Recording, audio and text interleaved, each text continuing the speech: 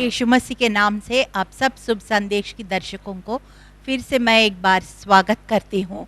धन्यवाद करती हूँ परमेश्वर को इस सुसमाचार के द्वारा आपके घरों में मैं पहुँच सकूँ, इस द्वार खोल दिया उसके लिए मैं प्रभु को धन्यवाद करती हूँ और मैं शुभ संदेश चैनल को भी मैं धन्यवाद करती हूँ। मैं आशा रखती हूँ आप लोग सब लोग इस कार्यक्रम के द्वारा ज़रूर आत्मिक उन्नति पा रहे होंगे, ज़रूर बाइबल के बातों में गहराई में जा रहे होंगे और आपके आत्मिक जीवन आगे बढ़ रहे हैं। प्रार्थना की सेवा करने के लिए बहुत सारे कॉल्स आते हैं और आपके साथ इस सेवा को हम करने के लिए मौका दिया, उसके लिए भी मैं धन्यवाद करती हूँ। चलिए आज हम देखेंगे कुछ नई चीज़ को देखेंगे। हर बार एक नई चीज़ को हम सीखना चाहिए। बाइबल में से क्रिश्चियन लाइफ एक बोरिंग लाइफ नहीं होना चाहिए। हर एक दिन एक नई तरीके से हम प्रभु को हम वचन के द्वारा हम नई तरीके से सीखना चाहिए। चलिए आज का शीर्षक जो मैंने लिया है ये पहला राजा 20वां अध्याय।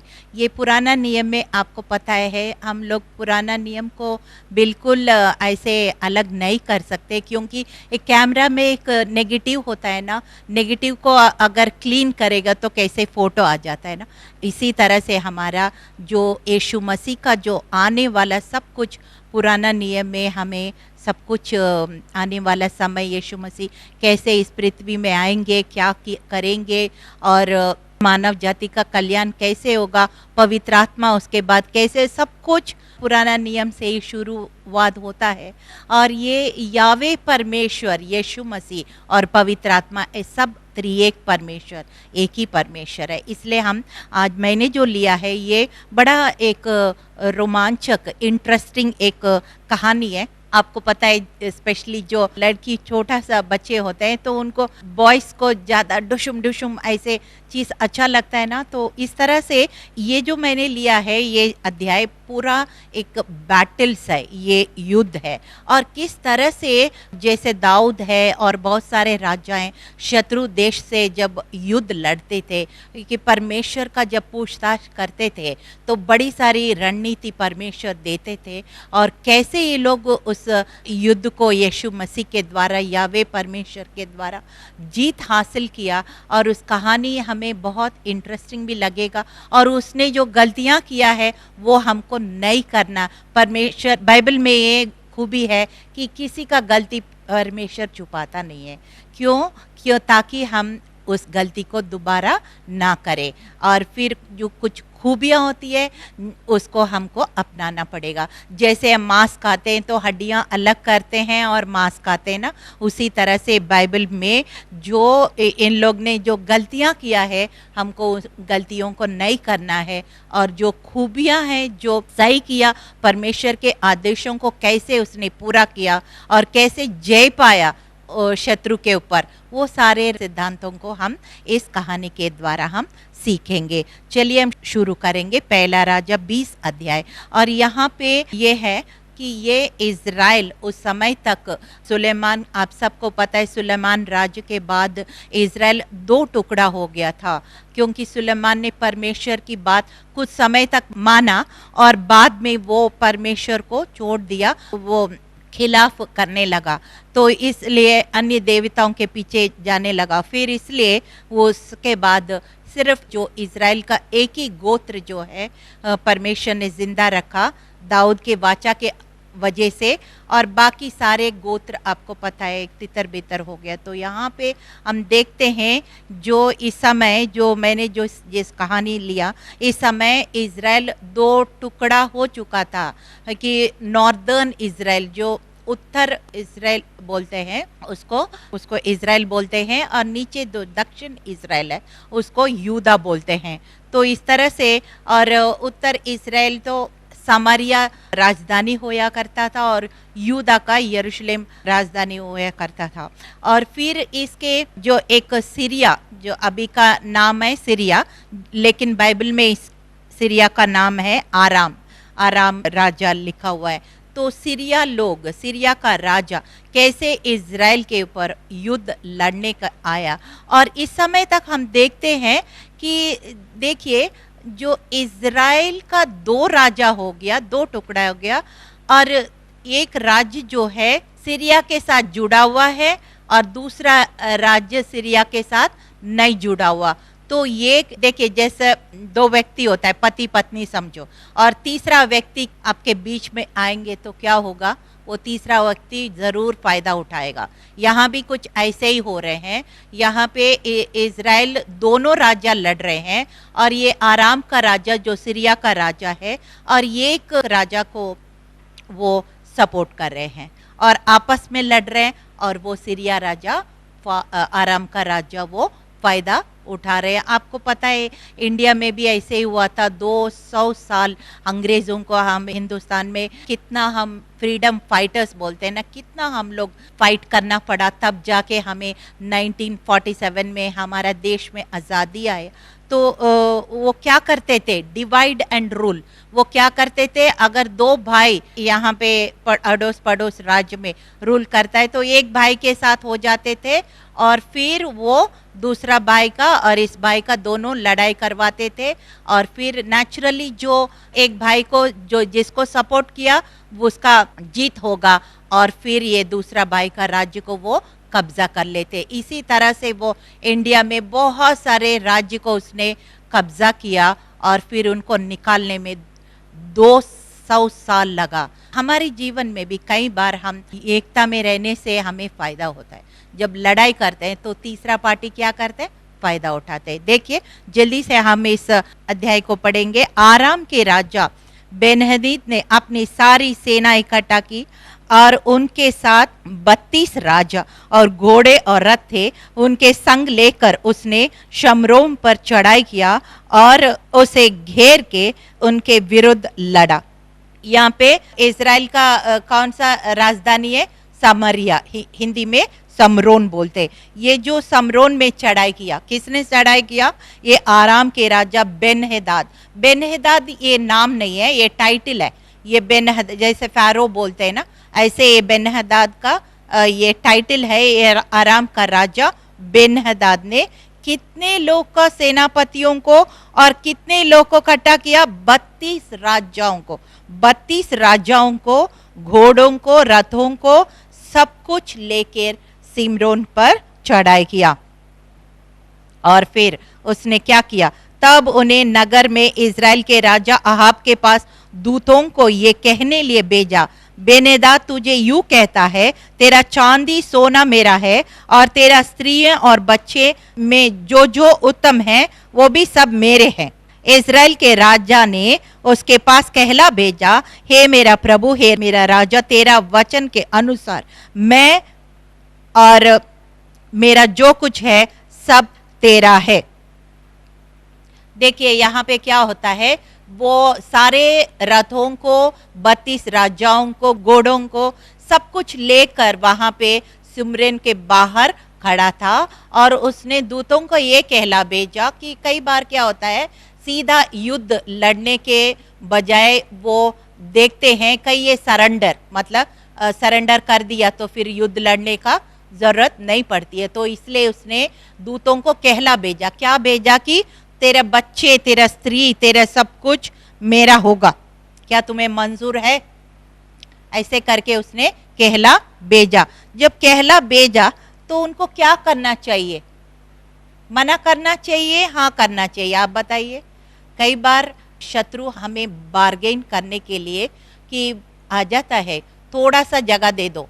जब थोड़ा सा हम जगह देंगे वो थोड़ा से कभी संतुष्ट नहीं होगा, हम इतना जगह देंगे तो वो एकड़ लेगा, इतना वो, और फिर धक्का देने से भी वो नहीं जाएगा, वो प्यार से नहीं जाएगा। यहाँ भी ऐसे हो रहे, देखिए कभी समझिए। इसलिए शत्रु के साथ कभी लेन देन नहीं करना, ना उसको हमारे जीवन में, हमारे परिवार में, हमारी सेवकाई में कहीं भी जरा सा भी उसको घुसने नहीं देना। यहाँ पे आगे क्या लिखा है, इजराइल के राजा ने उसके पास कहला भेजा, हे मेरे प्रभु, हे राजा, तेरे वचन के अनुसार मैं और मेरा जो कुछ है सब तेरा है, ऐसे कह रहे, जबकि ऐसे नहीं कहना चाहिए। उन्हीं दूतों फिर आकर कहा, बेनहदाद तुझसे यूं कहता है, मैं तेरे पास यूं कहला भेजा। ये सब कुछ हो गया और फिर वो क्या हुआ, वो बेनहदाद और आगे बढ़ रहे और आगे बढ़ रहे और आगे बढ़ रहे, कैसे आगे बढ़ रहे बाद में मैं थोड़ा थोड़ा स्किप करके पढ़ती हूँ, क्योंकि नहीं तो बहुत समय लग जाएगा।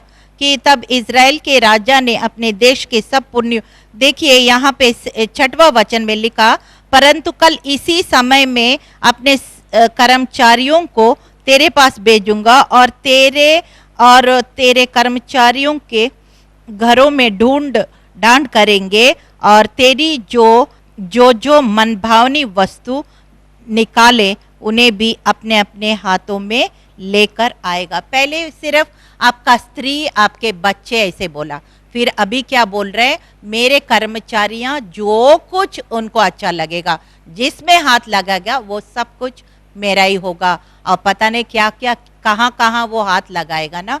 तो फिर अब डरने लगा।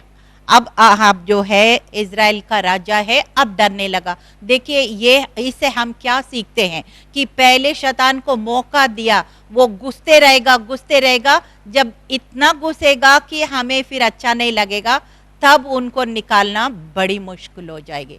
यहाँ पे यही हो रहा है। आहाब राजा बोल रहे हैं अब मैं क्या करूं, ये इतना आगे बढ़ रहे हैं कि जो मन भावनी उसका होगा, जहां पे इनका कर्मचारी हाथ लगाएंगे वो सब कुछ मेरा होगा। तब उसने क्या होगा, तब उसने इज़राइल का राजा बोल रहे हैं सब पुरनियों को, तब याद आ गया। अभी तक पुरनियों का याद नहीं आया, अब पुरनियों का याद आया। पुरनियों मतलब एल्डर्स, जो बुजुर्ग होते हैं, अनुभव लेके बैठते हैं, उन सब लोग को याद आया। और फिर नीति वचन 11 और 14 में लिखा ना, सम्मति देने वालों का बहुतायत के कारण बचाव होता है। In the council of the multitude of counsellors there is safety. मतलब बहुत लोग जब मिलके एक निर्णय लेते हैं वो हमेशा अच्छा रहता है। क्यों, ये गलत हो रहे तो भी दूसरा एक सही कर देगा। इसलिए मल्टीट्यूड ऑफ काउंसलर्स मतलब बहुत सारे पुण्यों से इसने पूछताछ किया, तो उसने क्या कहा कि ये अच्छा बात नहीं है, उनको इतना आगे बढ़ने मत देना। जब उसने ऐसे बोला तब उसने कहला भेजा, मैं कट शॉर्ट कर रहे हैं यहाँ पे, तब उसने बेनेदाद को फिर कहला भेजा, हाँ पहला जो डील था वो मंजूर है, लेकिन अभी जो दूसरी बार आपने जो भेजा था वो मुझे मंजूर नहीं है। जब उस ऐसे कहा तो क्या हुआ, यहाँ पे आगे देखते हैं। वहाँ पे ये जो ऑलरेडी उसने जो मन बना के इतना घमंड के साथ, इतना ओवर कॉन्फिडेंस के साथ जब उसने मन बना के आया है इस राजा, क्यों आया है, क्योंकि अपना रथों का संख्या के वजह से, अपने घोड़ों का संख्या के वजह से, अपनी जो सेना की संख्या के वजह से, अपनी जो ताकत, जो दुनिया की ताकत। कई बार लोग घमंड क्यों होते हैं, वो अपना पैसे से घमंड होते हैं, या अपने कीर्ति से घमंड होते हैं, अपने कुर्सी से घमंड होते हैं, या अपने एजुकेशनल जो क्वालिफिकेशंस होते हैं, ये सारे चीज़ से हम घमंड कर सकते हैं। लेकिन पौलुस क्या कहते हैं, मैं मसीह को छोड़ के किसी और बात को मैं घमंड नहीं करूँगा, वो सारा चीज़, दुनिया की चीज़ मेरे लिए कूड़ा के बराबर है। हालेलुया। तो यहाँ पे ये क्या हो रहा है, यहाँ पे आराम देश का राजा बेनहदाद, उसने ऐसे वहाँ पे माहौल बनाया कि उसका पूरा निश्चय था कि मैं जीतूंगा। क्यों जीतूंगा, क्योंकि यहाँ पे हम देखते हैं वहाँ पे जो इनका जो संख्या है वो लाखों में है, और जो इज़राइल की जो संख्या कितना है, हजारों में है। जिसका लाखों में संख्या है और जिसका हजारों में संख्या है, तो वो नेचुरली यही सोच रहा होगा मैं जरूर जीतूंगा। और जीत ऐसे ही सोच के उसने क्या किया, वहाँ पे वो लोग आराम से वो दारू शराब पीने लगे, और इतना शराब पीने लगे कि वो होश भी सही से काम नहीं कर रहे। और वहाँ पे कह रहे हैं कि तब यहाँ पे हम देखते हैं बेनहदाद ये कह रहे हैं, यदि शमरोन की में इतनी धूल निकले कि मेरे सब पीछे चलने वालों का मिट्टी भर जाए, तो देवता मेरे साथ ऐसा ही वरन इससे भी अधिक करे। यानी कि कह रहे हैं कि मिट्टी भी नहीं मिलेगा, आपका शमरोन में मिट्टी भी नहीं होगा। मतलब कहने का मतलब है, कह रहे हैं कि बेनहदाद कह रहे हैं कि पूरा आपका इज़राइल को हम खाली कर देंगे कि धूल भी नहीं मिलेगा। ले जा ऐसे धूल भी नहीं मिलेगा, ऐसे करके वो कह रहा था। लेकिन हुआ क्या, ये वचन सुनते ही वो जो अन्य राजाओं समेत डेरे में भी वो इज़राइल का राजा लेकिन अब थोड़ा समझने लगा, अब थोड़ा समझने लगा।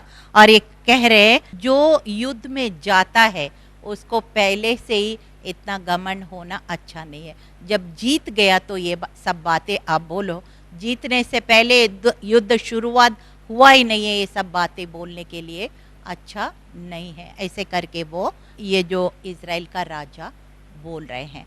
अब यहाँ पे हम देखते हैं कि ऐसे समय में जब बहुत डरे हुए होंगे इज़राइल राजा, क्योंकि उनके पास इतना सेना नहीं है, इतना राजाएं नहीं है, इतना सब कुछ नहीं है। तो तब अचानक एक काम हुआ, अचानक एक काम हुआ। क्या काम हुआ? एक नबी आया था। हालेलुया। उस समय में आपको पता है पुराना नियम में हमेशा नबियाँ हुआ करते थे और वो नबियाँ से ज़रूर पूछताछ करना होता था। और नए नियम में क्या होता है, इब्रानियों 1 अध्याय में 1 से 4 तक हम पढ़ेंगे। पुराना नियम में परमेश्वर नबियों के द्वारा, भविष्यवक्ताओं के द्वारा बातचीत करते थे, लेकिन नया नियम में यीशु मसीह के द्वारा, वचन के द्वारा, पवित्र आत्मा का सहायता के द्वारा हमें बातचीत करते हैं। हालेलुया। आपके जीवन में मैं यही प्रोत्साहन करना चाहती हूँ। आपको लग रहा है शत्रु बहुत ताकतवर है, अब मैं बहुत कमज़ोर पड़ गया, अब मैं क्या करूँ, कैसे करूँ, इस परिस्थिति को कैसे सामना करूँ। अचानक जैसे यहाँ भविष्यवक्ता आ गया, वैसे आपके जीवन में पवित्र आत्मा एक वचन, एक प्रॉमिस, एक वायदे देंगे और उसको थामे रहिए और उसको घोषणा करते रहिए और वो वायदा आपके जीवन में पूरा होते आप देखने तक ये आत्मिक लड़ाई लड़ते रहिए। क्योंकि यीशु मसीह ने अगर क्रूस के द्वारा शैतान को जीत लिया तो आप भी निश्चय उस परिस्थिति के ऊपर जय जरूर पाएंगे, क्योंकि यीशु मसीह के द्वारा हम जयवंत से बढ़कर है। यहाँ पे हम देखते हैं ना, अचानक एक नबी आया और यूं कह रहे हैं, यहोवा तुझसे यूं कहता है, ये बड़ी भीड़ को जो तुम देख रहे हो अब आज मैं तेरे हाथ में कर दूंगा, इससे तू जान लोगे कि मैं यहोवा हूँ। मैं बड़ी कट शॉर्ट कर रही हूँ। ये अचानक ये एक भविष्यवक्ता जिसका नाम यहाँ पे लिखा नहीं है, वो कह रहे हैं बड़ी भीड़ देख के घबराओ मत, आज तू जान लोगे सच्चा परमेश्वर कौन है। हालेलुया। यही मैं आपको कहना चाहती हूँ। ये बड़ी सारी जो आपके शत्रु के ताकत तो देख के आपको डरना नहीं है। आप जानेंगे जैसे दाऊद और गोलियत, ये आप सबको कहानी पता है, ऐसे ही हम कितना बड़ा हमारा शत्रु क्यों ना हो, जीत आपका ही होगा, क्योंकि यीशु मसीह with Jesus we are majority. Hallelujah. तो इसलिए आप ये भविष्यवक्ता क्या कह रहे हैं, यहोवा के द्वारा आप इस युद्ध को जीत लोगे। हालेलुया। और जैसे ये आगे देखते हैं, वो इतना शराब पी लिया, वो कह रहे हैं अपने सेनाओं को, कह रहे हैं वो लोग बोल रहे हैं हाँ वो लोग लड़ने के लिए आया है। और यहाँ पे 14 यहाँ पे वचन में देख रहे हैं कि किस तरह से किस लोग को आगे करना है, कैसे करना है और कौन अगवा करना है, ये सारा रणनीति वो भविष्यवक्ता आहाब को दे रहे, और वैसे ही उसने किया है। करने के बाद क्या हुआ, वहाँ जो सैनिक लोग हैं वो जब युद्ध लड़ने के लिए आया था और वहाँ पे वो लोग, लेकिन संख्या तो है लेकिन उतना तैयार नहीं थे। आप पढ़ेंगे तो आप खुद मालूम होगा। वो बेनहदाद बोल रहे वो जिंदा है तो भी उसको मारना मत, उनको लड़ने के लिए आ रहे तब भी जिंदा लेके आओ, लड़ने के लिए नहीं आ रहे तब भी जिंदा लेके आओ, ऐसे से कह रहे हैं। जबकि ऐसे नहीं होता है। युद्ध में जाएंगे तो वो सबको, जितने लोग को मारना है तो ख़त्म करना ही होता है। जिंदा हो तो कभी भी खतरा हो सकता है, लेकिन वो शराब के उसमें नशे में ऐसे बोल रहे हैं। तो फिर इसलिए 7,000 लोग थे और 232 इनका जो गवर्नर्स है, ये सारे मिलकर इतना अच्छा सा लड़ाई किया कि वो बेनहदाद जो है भाग गया। वो क्या किया, यहाँ पे हम इसमें पढ़ते 20वां अध्याय में ये लिखा है, और वे अपने अपने सामने के पुरुष को मारने लगा और अरामी भागे और इज़राइल ने उनका पीछा किया और अराम का राजा बेनेदाद सवारों के संग घोड़े पर चढ़ा और भागकर बच गया। हालेलुया। तो शत्रु क्या किया, इतना अभी घमंड कर रहे थे, इतना कुछ बोल रहे थे, आपको खाली कर दूंगा, आपका धूल भी नहीं मिलेगा, ये है वो है, बहुत कुछ ओवर कॉन्फिडेंट थे। लेकिन यहाँ पे क्या हो रहा है, वो अपना जान बचाने के लिए घोड़े पर चढ़ गया और वो भाग गया। हालेलुया। आज भी ड्यूटरॉनमी व्यवस्था विवरण 28 और 7 में क्या लिखा, शैतान एक दिशा से आएगा, वो 7 दिशा से भागेगा। हालेलुया। आपका कोई भी ऐसे बीमारी, कोई भी ऐसे तंगी, कोई भी ऐसे मुसीबत कलेश आपके सामने आ रहे हैं, आप कहे ये शैतान तू, तेरा औकात नहीं है, तू एक दिशा से आएगा, तू 7 दिशा से भागेगा यीशु के नाम से। हालेलुया। और यहाँ पे बेनहदाद अपने जान बचाने के लिए घोड़े पर चढ़ गया और भाग गया। और फिर क्या हुआ, फिर ये नबी जो कह रहे हैं कि ये तो भाग तो गया लेकिन मरा नहीं है। आपको पता है जब शत्रु पूरा मरा नहीं है वो कभी भी खतरा हो सकता है, इसलिए हम ओवर कॉन्फिडेंट नहीं होना है।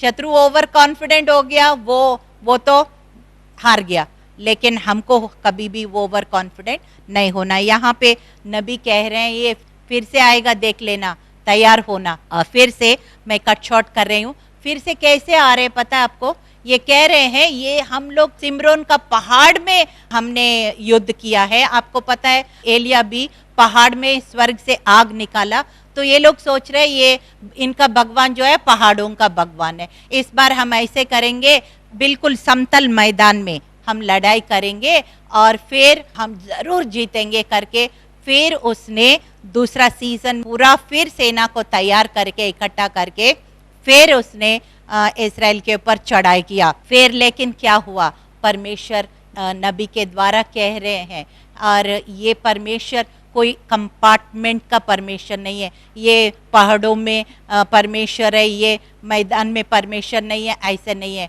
पूरा ब्रह्मांड का परमेश्वर है। हालेलुया। इसलिए वो साबित करना चाहता था कि मैं पहाड़ों का नहीं, मैदानों का नहीं, सब जगह मैं पूरा सर्वंतर्यामी, सर्वज्ञानी, सर्वव्यापी परमेश्वर हूँ। ऐसे वो उनको साबित करना था। इसलिए इस बार हम देखते हैं कि ये जो संख्या अभी भी ज्यादा है, इनका जो सीरियन की आर्मी जो है, आराम की जो सेना है बहुत ज्यादा है, फिर भी लेकिन हम देखते हैं दूसरी तरीके से परमेश्वर अद्भुत रीति से कैसे उसने मार गिराया उस आराम राजा को, बेनहदाद को। उसने क्या किया, ये लोग तो जितना शत्रु को खत्म करना कर दिया, लेकिन 27,000 जो दीवार गिर के वो लोग मर गया। हालेलुया। यानी कि मतलब क्या, परमेश्वर आपके लिए लड़ता है। निर्गमन 13 और 14 में लिखा है कि मैं तेरे लिए युद्ध लड़ूंगा, तो चुपचाप होके तुम देखोगे कि ये जो मिस्री देश का जो ये मिस्री तुम देख रहे हैं वो दोबारा तुम नहीं देखोगे। हालेलुया। ऐसे यहाँ पे क्या, संख्या तो बड़ा था, लेकिन जितना ये मार सकते थे इजरायली लोग उतने मार दिया, बाकी परमेश्वर ने मार दिया। हालेलुया। तो ये कदम आप उठाएंगे तो 9 कदम परमेश्वर आपके लिए उठाएंगे, आपके लिए युद्ध लड़ेंगे। और तभी वहां पे एक दीवार गिरी उनके ऊपर और 27,000 सेना वैसे की वैसे मर गया। और फिर वो बाकी लोग को इसने सेना मार के गिराया। और फिर भी दूसरी बार भी वो लोग सोचा था ये पहाड़ों का भगवान है इनका, लेकिन यहाँ पे हम देखते हैं मैदान में भी ऐसे इतने बड़ा जीत को हासिल किया। और फिर हम देखते हैं कि हमारा परमेश्वर सिर्फ पहाड़ का नहीं, सिर्फ मैदान का नहीं, सिर्फ एक हिस्सा का नहीं है, एक पोर्शन का नहीं है, पूरा ब्रह्मांड का, आसमान और जमीन का, हम सबका परमेश्वर, पूरा दुनिया में अभी वायरस हो रहे हैं, पूरा दुनिया में परमेश्वर नियंत्रण रख सकते हैं। हालेलुया। तो यहाँ पे हम देखते हैं तीसरी बार क्या हुआ कि जब उसने दूसरी बार भी हार गया, फिर वो बार्गेनिंग मोड में आ गया, यानी कि मतलब ये सोच रहे हैं कि हम लोग इसको ऐसे नहीं जीत सकते हैं तो ऐसे जीतेंगे। ऐसे करके फिर उसको लेन देन शुरू किया, लोगों को बेच के उनका मूड देखो। फिर उसने जब बोला कि अहाब को बल्कि उनके शत्रु के साथ कभी बार्गेनिंग नहीं करना था। उनको पता है सॉल के टाइम में भी परमेश्वर बोल रहे हैं वो शत्रु को पूरा खत्म करो, उसको जिंदा मत लाओ। और लेकिन यहाँ पे उसने क्या किया, उसके साथ लेन देन करके और फिर उसको जिंदा छोड़ दिया, बल्कि उसने अपने रथ में उनको बिठा के वो जो ऐसे ट्रीटी वाचा बांध के उनके साथ उसको बेच दिया, लेन देन करके कुछ लालच के वजह से। परमेश्वर इससे प्रसन्न नहीं था। अभी हम एक आखिरी वचन में पढ़ती हूँ कि कैसे वो नबी के द्वारा परमेश्वर ने फिर से बात किया। तब उसने राजा से कहा, यहोवा तुझसे यूं कहता है, इसलिए कि तूने अपने हाथ से ऐसे एक मनुष्य को जाने दिया जिसे मैं सत्यानाश हो जाने को ठहराया था, तुझे उसने प्राण के बदले अपना प्राण और उसकी प्रजा के बदले अपनी प्रजा देनी पड़ेगी। शत्रु को प्राण छोड़ दिया तो क्या हो जाएगा, वो उसको नहीं मारेगा तो वो तुम्हें मारेगा, उनका प्रजा को नहीं मारेगा तो और उनका प्रजा इनकी प्रजा को मारेगा। शत्रु के ऊपर दया नहीं करना, शैतान के ऊपर दया नहीं करना परमेश्वर नहीं चाहते। तभी अहाब ने उसको इतना अच्छा मौका को गवा दिया। और फिर 3 साल के बाद आगे देखते हैं, फिर आराम राजा वो दोबारा आके अहाब को हम मारते हुए कहानी में बाइबल में पढ़ते हैं। इसलिए शत्रु को कभी साथ लेन देन मत कीजिए, उनको घुसने मत दीजिए, उनके चाल को, उनके डिसेप्शन धोखा को, उसमें जाल में कभी ना फंसे, किसी और लालच में ना आइए। और वो क्या हो जाएगा, नहीं तो उसको अंत नहीं करेगा, वो आपको अंत करेगा। मैं देखती हूँ कई बार चूहा को लोग पकड़ते हैं, हमारे दिल्ली में कई लोग को देखा, पकड़ते हैं, ओ नहीं मरना चाहिए, पाप चढ़े, फिर वहाँ पे दूर छोड़ के आ जाती। मुझे हंसी आती है, जब तक वो लोग घर पहुँच रहे होंगे वो चूहा इनसे पहले ही वो घर में घुसे। क्या इनके ये चूहा पे दया किया, वो इनके दया करेगा? नहीं करेगा। ऐसे ही शत्रु, हम उन पर दया नहीं करना चाहिए, वो क्योंकि हम उन पर दया करेगा वो, लेकिन हमारे ऊपर दया नहीं करेगा। आइए चलिए प्रार्थना करते हैं। धन्यवाद महान सामर्थी पिता, राजाओं का राजा, प्रभुओं का प्रभु, अहाब राजा को परमेश्वर ने 2 बार इतना बड़ी जीत को हासिल किया प्रभु, लेकिन फिर भी उसने जिस तरह से परमेश्वर के आदेश को पालन करना चाहिए वो नहीं कर पाया। शत्रु को जिंदा छोड़ दिया परमेश्वर, उसके साथ लेन देन करके उनके छोड़ दिया प्रभु। जब उसने छोड़ दिया, लेकिन शत्रु इनको नहीं छोड़ेगा, ये बात उनको समझ में नहीं आया प्रभु। आज हम प्रार्थना करते हमें शत्रु का चाल को समझने वाले बन सके और उनको कोई हमारे जीवन में, हमारे परिवार में, हमारे सेवकाई में, किसी क्षेत्र में भी शत्रु को हम घुसने का मौका ना दे प्रभु। ऐसे हमें तेरी स्वर्गीय बुद्धि, ज्ञान, विवेक, समझ से हमें भर दे। हर समय, हर क्षेत्र में हम चौकस रहे, अपने परिवार के लिए चौकस रहे, बच्चों के लिए चौकस रहे, अपने लिए चौकस रहे और अपने आप को बचते हुए औरों को भी बचाने वाले हम बन सके प्रभु, क्योंकि आपने शत्रु को खत्म कर दिया क्रूस के द्वारा। तेरे द्वारा हम भी शत्रु के ऊपर जय पा सकते हैं, हम जयवंत से बढ़कर। धन्यवाद करते हैं, ये प्रार्थना हमारी आपने सुन लिया, उत्तर दे दिया। सारा आदर, सारी महिमा आपको देते हैं प्रभु यीशु मसीह के जीवित और सामर्थी नाम से इस प्रार्थना का मांगते, सुनिए, ग्रहण कीजिए। आमीन आमीन।